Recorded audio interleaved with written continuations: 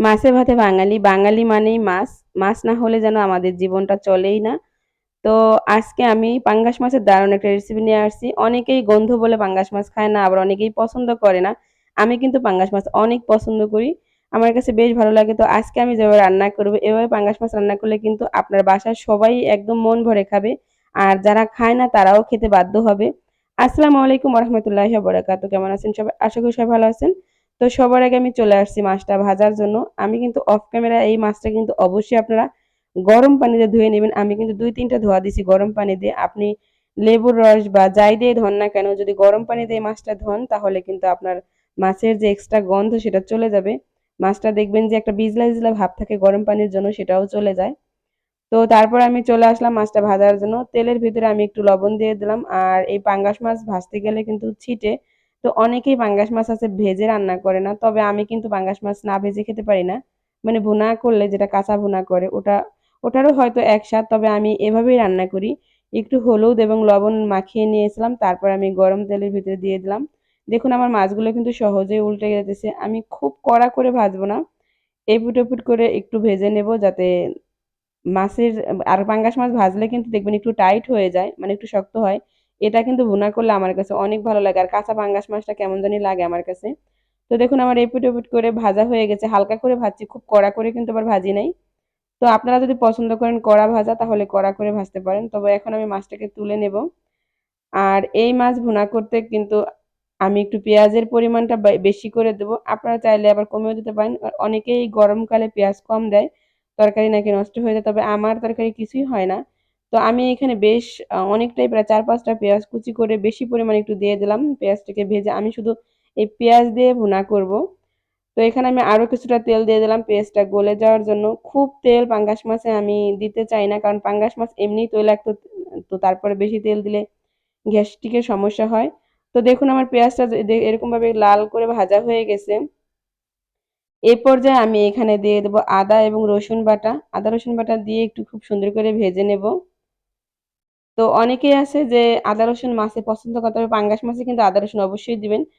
পাঙ্গাস মাছে কিন্তু আদা রসুন না দিলে কিন্তু আপনি মাছের যে অরিজিনাল স্বাদটা সেটা পাবেন না। অবশ্যই একটু আদা রসুন বাটা দিয়ে তারপর খুব সুন্দর করে এভাবে নেড়ে চেড়ে ভেজে নেব।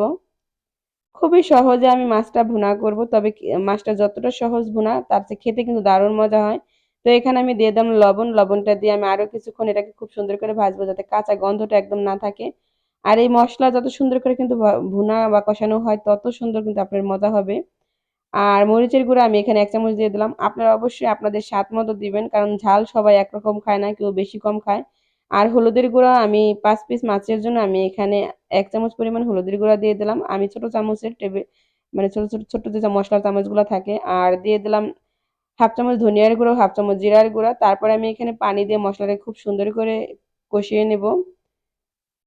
তো এবার আমি নেড়ে চেড়ে মিশিয়ে দেবো পানির সাথে, তারপর ঢাকনা দিয়ে এটাকে ঢেকে দেবো প্রায় ২-৩ মিনিটের জন্য। আমি আরেকটু পানি দিয়ে দিলাম যাতে সুন্দর করে মশলাটা কষানো হয়ে যায়। ঢাকনা দিয়ে ঢেকে দেবো, তারপর ফিরে আসলাম মশলাটা কষানো হওয়ার পর।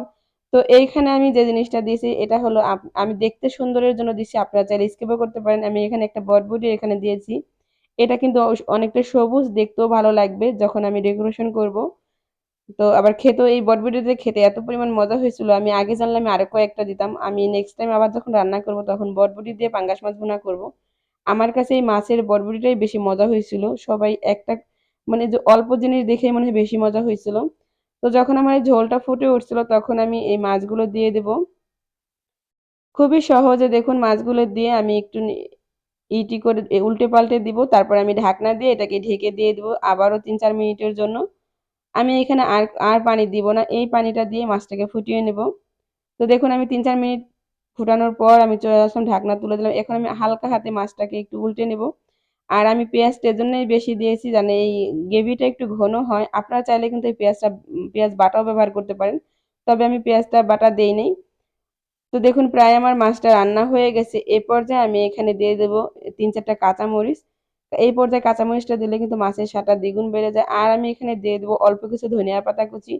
ধনিয়া পাতা এখন সারা বছরই পাওয়া যায়। তো ধনিয়া পাতাটা দিয়ে এখনকার ধনিয়া পাতা তেমন ঘ্রাণ নাই। তারপরেও দিলে কিন্তু অনেকটাই ভালো হয়। তো এখন আমি ঢাকনা দিয়ে আরো আমি ৩-৪ মিনিট এটাকে একদম লো আঁচে রেখে দেব। তো দেখুন ফাইনালি আমার রান্নাটা রেডি হয়ে গেছে। আমি এতটুক ঝোল আমি এখানে রেখে দিব একদম মানে কষা, কষা। এখন আমি এটাকে একটা বাটিতে পরিবেশন করে নিয়েছি। দেখুন মাশাআল্লাহ দেখতে কিন্তু অনেক সুন্দর কালার আসছে। এই মাছ ভুনা যে এত মজা হয়েছে আপনাদের কি বলবো? এত পরিমাণ টেস্ট হয়েছে আপনারা চাপা মানে মনে করবেন যে আমি মিথ্যা বলতেছি। একটুও মিথ্যা না। ভিডিও করার জন্য আমি এক ফোঁটাও মিথ্যা বলতেছি না। অবশ্যই কিন্তু মাছটা গরম পানিতে ধুয়ে নেবেন। তাহলে মাছের গায়ে গন্ধ তো থাকবেই না।